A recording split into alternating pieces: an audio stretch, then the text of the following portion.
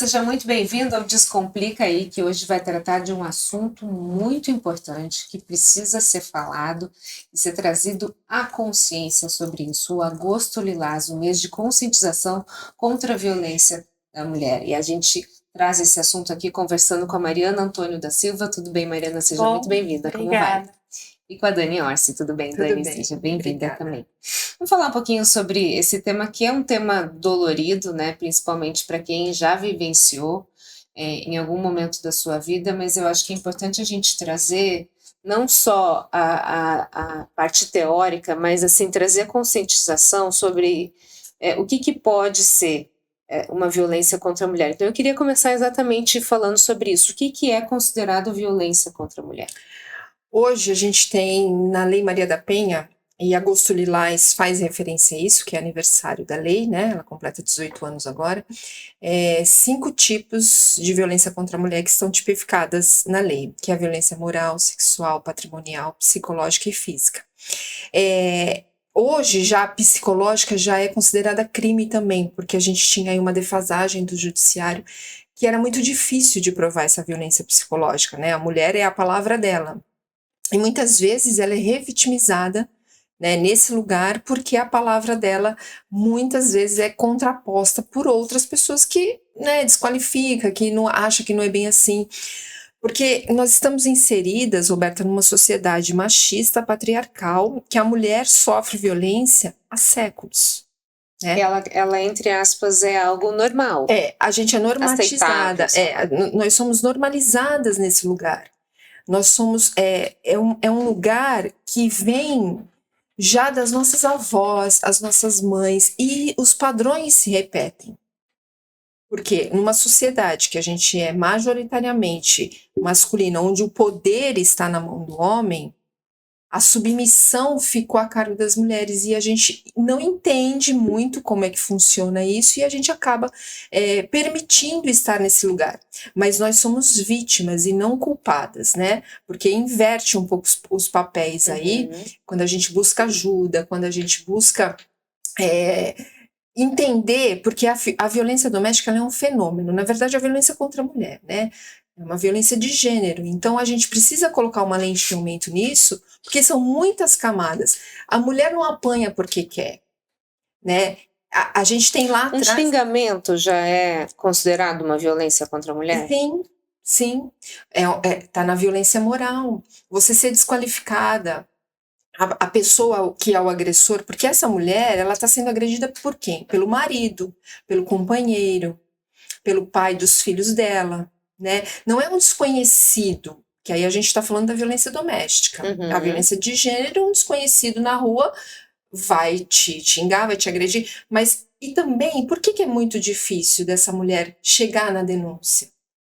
Porque é justamente, ela não quer denunciar uma pessoa porque ela tem um emocional, ela ama esse homem. Sim, em algum momento houve um laço afetivo, Exatamente, né? ele foi construído a partir de uma relação boa.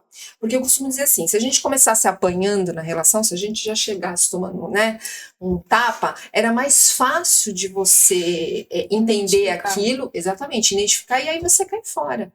Né? Mas ela é muito sutil, a violência, eu costumo dizer, ela é muito disfarçada de cuidado. Né? Nesse primeiro momento da relação, ela é muito disfarçada, olha, não põe essa roupa porque não fica bem em você, e aí você vai e não coloca, mas na verdade já é o agressor, ele já está exercendo um controle sobre você. E a Mari tem uma história para contar, isso, Mari?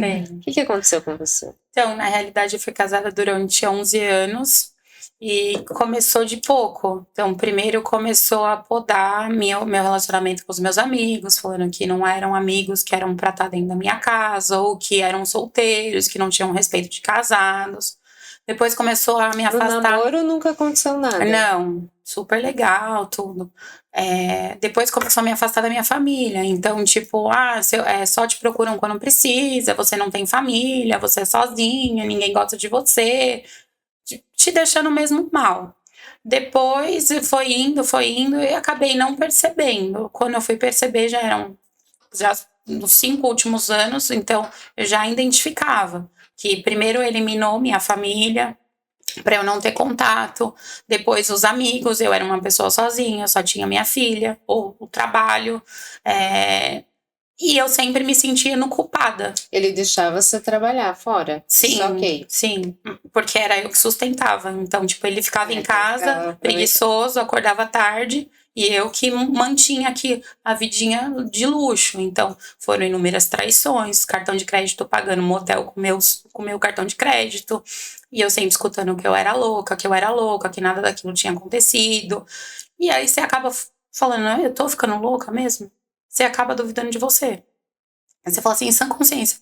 Depois que eu fui identificar. Mas gente, quantas vezes eu me coloquei pensando se eu realmente era a culpada daquilo. Até que chegou o último estágio. Que eu falei assim, eu acho que agora se aconteceu isso, ou o caminho é eu matar ele ou ele me matar. Porque ele me dopou e tentou abusar de mim sexualmente eu dormindo. E eu falava, não, eu consegui escutar. Eu tava estudando com a minha filha e de repente peguei no sono e escutei, nossa, minha mãe já dormiu. Só que isso antes, já tinha feito um jantar, já tinha pré-estabelecido o lugar. Minha filha, quero sentar aqui. Não, aí é o lugar da sua mãe. Então, aí eu peguei no sono e eu falava, não, e era um dia com muita chuva. Aí ele falou assim, olha, você tá com febre, queria me dar paracetamol. E aí eu falei, não vou tomar mais nada, só que eu não consegui abrir o olho. Aí eu fui trabalhar, ele ainda me seguiu pra ver se eu ia chegar no trabalho, porque realmente estava muito dopado. Consegui atender uma paciente, depois eu liguei pra uma sócia minha, eu falei assim, estou trancada dentro da sala, não sei o que tá acontecendo, não sei onde enfiei a chave, pelo amor de Deus, vem me socorrer, porque eu não tenho mais ninguém. Aí eu liguei pro meu pai e falei, olha, ele colocou alguma coisa na minha bebida porque eu não tô bem. Ele, faz o que tiver que fazer. Então, fui na delegacia. A sua família te deu apoio nesse Não, momento? nenhum. Meu pai só falou que a hora que fosse pra sair de casa, que do mesmo jeito que ele entregou, ele iria retirar. Mas colocaram em dúvida.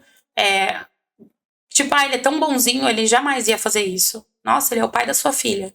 Então, tem gente que fala que não, que ele não fez. Como tem gente da minha família que ainda mantém contato com ele, que trata como se nada tivesse acontecido.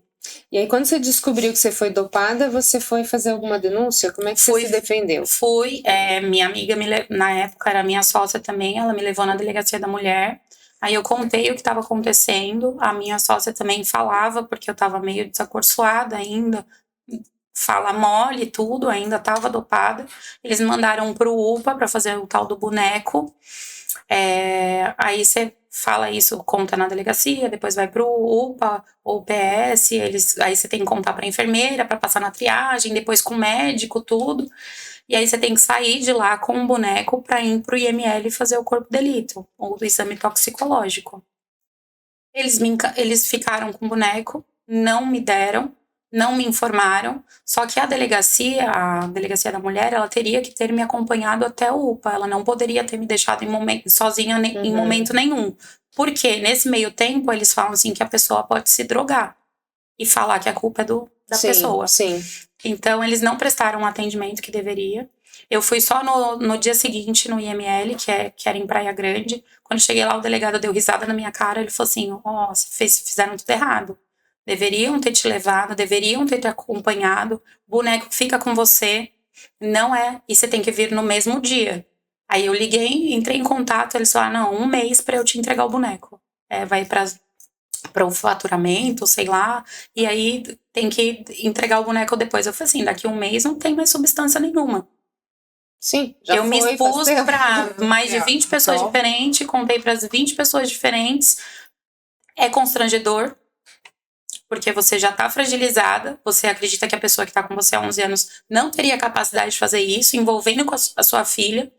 Eu fingindo que nada tinha acontecido, porque você não sabe se a pessoa te dopou, o que mais que ela pode fazer? Então, na verdade, você nem confrontou ele. Na época, não. Eu fui confrontar só quando eu saí de casa. Sim. Que aí, você tinha certeza do que tinha acontecido. E aí ele falou, quero ver você provar. E aí nada foi provado, ele foi chamado lá para prestar esclarecimento, tudo. Só que como eu não fiz o teste toxicológico, não teve como comprovar que aquilo realmente aconteceu. E é disso que ele fala até hoje. Dani, como é que você vê essa situação quando a gente fala que a delegacia da mulher, que seria o local para defender uma mulher numa situação dessa, Do início faz ao fim, né? Nossa. A gente tem os equipamentos, a gente precisa ter gente. Por isso que a capacitação dos profissionais que estão à frente do combate da violência contra a mulher é muito importante. É decisivo no processo. Porque essa mulher, quando ela chega numa UPA, nesse primeiro atendimento, primeiro que a gente tem uma pesquisa também que diz que 98% das mulheres conhece a Lei Maria da Penha. Conhece. Mas só 2% sabe o que são as medidas protetivas que a lei pode oferecer, exatamente a fundo a lei. Isso é muito importante. As mulheres terem o conhecimento do que a lei, aonde a lei me protege. O fato da delegada ter que acompanhar ela, veja, está na lei. Alguém da delegacia acompanhar nos processos que ela tem que fazer ali. Do início ao fim. Do início ao fim. Não aconteceu. Se ela tem conhecimento da lei, ela fala, não, alguém tem que ir comigo aqui. Entendeu? Tá dopada. Como que você vai pensar em alguma coisa? Na verdade, dificilmente a vítima vai lembrar ou vai... Sabe, porque ela já está num processo ali, porque do ato na violência sexual ou até na violência física, ela já está fragilizada. O senso dela, ela já perde muita capacidade cognitiva ali. Então, é muito importante, por isso, as redes de apoio são muito importantes, uma amiga, um familiar, alguém que esteja ali para conduzir, né? Por isso que a gente precisa, a informação nos salva, Roberta, a informação é nosso escudo. Quanto mais informada a gente estiver do que é a violência, do contexto que ela acontece e como nos proteger, isso aí vai diminuir muito os números. Os índices. Muito. E teve caso de eu chamar a polícia. O que a polícia informou? Que como era eu que estava sofrendo risco de vida, quem tinha que sair da casa era eu e não ele. E que eles não poderiam fazer nada. E aí a gente, um erro aí, a gente vê a qualificação dos policiais, a qualificação de quem está à frente na delegacia da mulher, a qualificação da UPA, da unidade de saúde, do CRAS, que é o Centro de Referência de Atendimento Social. Por quê? Porque essas pessoas, elas precisam estar capacitadas para entender que um ferimento, porque muitas mulheres chegam na UPA, no primeiro atendimento, com machucados. E aí, caiu da escada, escorregou no tapete, foi uma batida de trânsito. E hoje, já profissionais qualificados já entendem que os ferimentos não condizem, né? Não é com aquilo que aconteceu. Então, muitos números viram feminicídio ou muitas vezes agressão e vão para o Fórum de Segurança Pública para aumentar os números. Por quê? Porque foram identificados ali, se não é mais um acidente de trabalho, se não é mais um acidente doméstico,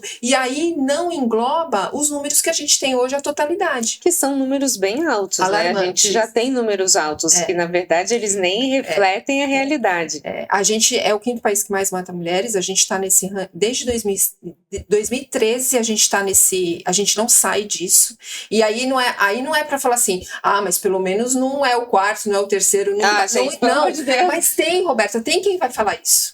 Entendeu? A gente não poderia nem estar no 5º país. Mas a extensão... Não, a gente tem uma taxa acima da média nacional por 100 mil habitantes. Então não dá pra gente achar... Essa mulher, ela tá morrendo dentro de casa. Porque aí a gente... muitas camadas para falar sobre a violência, mas o feminicídio é o topo da pirâmide. É quando tudo deu errado. Sim, mas antes de chegar lá, você teve várias esferas. Você tem um percurso. Então, se essa mulher ela para na metade, porque ela identifica, porque alguém salva, porque tem uma rede de apoio, uma rede de proteção, ótimo, ela não vai virar estatística do feminicídio. Mari, você demorou quanto tempo para identificar que você estava sofrendo violência dentro de casa? 5 anos. Porque as traições você fala, é normal homem trair mulher, que não é normal. A primeira coisa foi a traição? A primeira coisa foi a traição. Antes de qualquer grito, de qualquer... Sim, primeira coisa foi a traição. Tanto é que quando eu saí do hospital, que eu tava grávida da minha filha, ele tinha uma amante que ele ficou durante 8 meses e que ele teve um filho fora do casamento. O Davi nasceu em setembro e minha filha nasceu em janeiro. Então assim, antes teve a traição... E aí eu descobri, e aí eu fiquei amiga da menina, porque a criança não tem culpa. Sim. A falta de caráter dele não quer... Então, a criança me chamava de mãe, eu fazia questão que ficasse na minha casa, porque se minha filha tem um pai presente, ele também tem que ter Não importa o erro. Então, primeiro vieram as traições. Aí eu descobri, ele falava que eu era preguiçosa, que eu não queria saber de trabalhar, que eu tava muito velha, sendo que ele era 10 anos mais velho do que eu. Então, ele falava mal de mim pra outra pessoa. Então, vieram com traições. Depois, com falas. Mentira que era proteção. Não é. Nossa, mas você vai com essa roupa? Você deixa de fazer a unha, o cabelo, te afasta de amigos. Porque os amigos, eles estão perto e eles estão vendo. E uma hora eles vão falar, Mari, tem alguma coisa de errado? E você tá cega. Alguém em algum momento te alertou e você falou, ai, não, ele é assim, não, você tá vendo errado. Eu sempre alertei, quando chegou uma época, eu falei, gente, não tá normal. E aí as pessoas duvidavam, imagina, ele é bonzinho. Porque na frente dos outros. Porque ele sempre falava tudo aquilo que as pessoas queriam escutar. E aí depois falava, é porque ficar falando mal de mim na frente dos outros. Não, eu falo o que acontece. Só que aí você já não quer mais frequentar os lugares, porque você sabe que vai ter desentendimento. Cada vez mais sozinha. Discussões que fala, sua família não gosta de você, você é sozinha. Pra você se sentir diminuída. Aí você fala, eu só tenho ele e a minha filha. Que era o que acabava acontecendo. Tinha ciúmes do meu filho, que eu tenho um filho mais velho também, de outra relação. Então tinha ciúmes do meu filho. Escondia comida em casa, que eu falava, gente, como que pode isso? Por que o filho dele mais velho vem aqui, pode, e o meu filho não pode? Brincadeira racial com meu filho. Esse é um macaco. E na época a gente não percebe, porque a gente não vê a maldade na pessoa. No 5º ano eu falei assim, não, isso tá errado, eu vou mudar isso, não quero, eu estou existindo, não estou vivendo. A partir de agora eu quero viver. Porque eu não me conformava, eu não era feliz. Eu pagava pra sair de casa e pagava pra não ter que voltar pra casa. A voz dele me enjoava. Ouvir a voz dele me dava raiva. É como se eu quisesse quebrar tudo e não pudesse ter que ficar. Eu não conseguia ficar no mesmo ambiente que ele. Ele ficava na sala e eu ficava no quarto o tempo todo. Eu cheguei no meu limite do limite. Tipo, qualquer conversa acabava em briga. Ou qualquer conversa que iniciava, ele começava a exaltar a voz. Você chegou a falar com seu pai e com a sua mãe? Sim. A minha mãe, como eu via ela entrando, saindo e entrando em relações, ela não deu muito ouvido também, vem do dela. Então, eu não posso contar muito com ela. Meu pai não acreditou. Então, a partir do momento que eu comecei a ser seguida, que eu tinha cliente homem, sou esteticista, tinha cliente homem, ele tacava óleo na moto dos meus pacientes, ele furava o pneu do meu carro, ele me perseguia, eu tinha que colocar câmera. Aí meu pai, mas olha, ele é o pai da sua filha, tudo bem, mas o que ele tá fazendo não é certo. Eu comecei a ficar com medo de ir pra casa depois que eu mudei, porque ele ficava rondando minha casa. Se ele me encontrasse na rua, ele puxava meu cabelo, ele puxava meu braço, ele me ameaçava. E ele não estava tendo nenhum tipo de contato com a minha filha. Ele não pegava depois que eu me separei. Ele ficou uns 8 meses sem pegar minha filha. Justamente pra eu não poder sair. Porque só ele poderia sair. Então, é coisinha pequena. Você tá gorda, você tá feia, é essa roupa que você vai, você não tem amigo, ninguém gosta de você. E aí você vai se diminuindo. Chega uma hora que você fala, é normal. Eu não tinha ninguém. E Dani, você como tia, percebia alguma coisa? Então, aí eu vou entrar numa questão. Esse agressor, quem é esse agressor? É o pai da filha dela, é o cara legal, é o cara que quando ele tá em família, ele é super gente boa, é o piadista, é o cara que te chama pra comer uma pizza, é aquele cara que vai falar sobre você, sobre trabalho, sobre produção, Então, veja, se você entender isso, a família entender isso, o núcleo familiar entender isso, é difícil, porque justamente o agressor é essa pessoa legal. Você entendeu? Então, quando ela levanta a mão e fala, olha, socorro, eu preciso de ajuda, não é num primeiro momento, ela já está envolvida, ela já está no ciclo da violência, ela já está inserida naquele movimento que muitas vezes ela no meio do caminho ela desiste, ela fala, ninguém me escuta. A voz, é como se a nossa voz não ecoasse. Entendeu? É como se a nossa voz não viesse à tona. E aí, eles usam de todos os modos operantes para desqualificar a vítima. Para nos trazer para o lugar de culpada. Para nos colocar num lugar que não é nosso. E aí não é só da Mari, não é de ninguém. Porque a gente não é culpada, vítima não tem culpa. A roupa que você tava não interfere em atitudes que comportamento você do outro. venha a ter. A cor de cabelo que você pinta não interfere, que não tem nada disso. E nós somos acostumadas a entender que um decote vai fazer com que eu seja violentada. E não é. As nossas conquistas também, eles também diminuem. Também Então, é também um tipo de violência. é violência. Eu passei na faculdade de biomedicina, pra quê? Só pra falar que faz biomedicina? Eu ganhei um carro, meu pai me deu carro. Nossa, só pra falar que tem um carro? Então, o tempo todo a gente é diminuída. O tempo todo. E realmente isso vai nos colocando num lugar de subjugada, entendeu? A gente fica o tempo inteiro, mas e muitas vezes, Roberta, muitas mulheres, e aí eu falo com propriedade pelos atendimentos, estão mesmo nesse lugar, achando que não são capazes, achando que não conseguem. Por quê? Porque tem alguém atrás minando todo essa capacidade, porque nós somos capazes. Sim. Né? Estamos aí no mercado de trabalho, estamos aí a várias frentes, em lideranças. E só que essa mulher, quando ela sofre a violência, ela é uma perda para a sociedade, para a economia, ela falta mais no trabalho, ela é mandada embora mais vezes. Isso, o Banco Nacional fez uma pesquisa e ela deixa de injetar no mercado de trabalho, no mercado econômico, financeiro, mais de 1 bilhão por ano. Essas mulheres que se afastam, essas mulheres que estão na liderança e perdem os seus cargos. Por quê? Porque maridos, porque companheiros. Isso a gente está falando, né, Dani, de mulheres que têm condições de trabalhar, que tem aquelas que estão sofrendo em casa lá e muitas vezes não falam porque não tem sustento. Na pandemia. Então, a pandemia, eu sou esteticista, eu não consigo fazer massagem por ninguém com videochamada. É presencial. Outro tipo então, me mantive nisso porque eu não tinha para onde ir. Financeiramente estava ruim, tanto para mim quanto para ele. Então, mais fácil ficar aqui que tá comendo do que sair e passar necessidade. Até porque eu tenho uma filha. Né? Você tem uma criança. Nossa, o que eu vou fazer com a minha filha? Nossa, eu trabalho. E como é que eu vou fazer com a logística dela? Porque antes eram 2 para cuidar, agora é um só. E aí a gente entende que a gente aguenta. Entendeu?